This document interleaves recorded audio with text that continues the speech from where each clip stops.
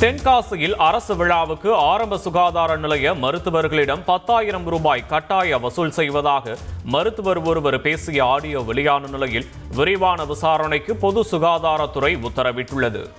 ஒவ்வொரு ஆரம்ப சுகாதார நிலையத்திலிருந்தும் 10,000 வழங்க வேண்டும் என உயர் அதிகாரிகள் வாய்மொழியாக உத்தரவிட்டதாக கூறப்படும் நிலையில் இது தொடர்பாக மருத்துவர் ஒருவர் ஆதங்கத்துடன் பேசிய ஆடியோ வெளியாகி பரபரப்பை ஏற்படுத்தியது.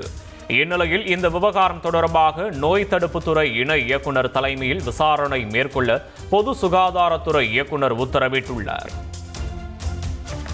ஒவ்வொரு பிளாக்லையும் ஒவ்வொரு பிஹெச்சிக்கும் 5,000 ரூபா 10,000 ரூபா, முதல்ல 5,000 ரூபா நாங்கள் இப்போ 10,000 ரூபா கலெக்ட் பண்ண சொல்றாங்க சார்.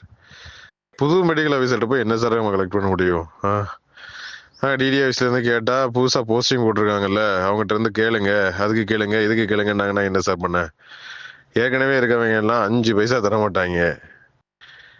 டிரான்ஸ்ஃபர் கவுன்சிலிங் எல்லாம் காசு வாங்குறது இல்லைல்ல, அதை சொல்லுங்க டாக்டர், அதை சொல்லி கேளுங்க டாக்டர். நான் என்ன சார் பண்றது? இது புது கதையா இருக்கு சார்.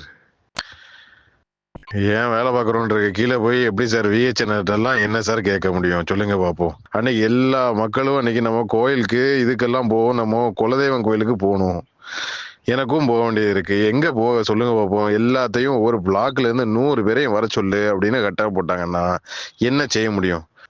ஒரு டீ காஃபி வாங்கி கொடுக்குறதுனா வாங்கி கொடுத்துடலாம் சார். ஒரு சாப்பாடு போட சொன்னா கூட எப்படியாவது எங்கேயாவது எதையாவது அட்ஜஸ்ட் பண்ணி கூட போட்டுடலாம் சார். நீங்க எல்லாம் சீனியர், நீங்க எல்லாம் போய் எதுவும் பேசுனீங்கன்னா தான் ஏதாவது ஆகும் சார். ஏதாவது கொஞ்சம் பார்த்து பண்ணி விடுங்க சார். இல்லைன்னா எல்லாரும் போவோம், ஒன்னா 10 வீதமும் போவோம், போயிட்டு என்னன்னு கேட்போம் அவர்கிட்ட டிடிட்ட. செய்திகளை உடனுக்குடன் தெரிந்து கொள்ள உடனே சப்ஸ்கிரைப் பண்ணுங்க.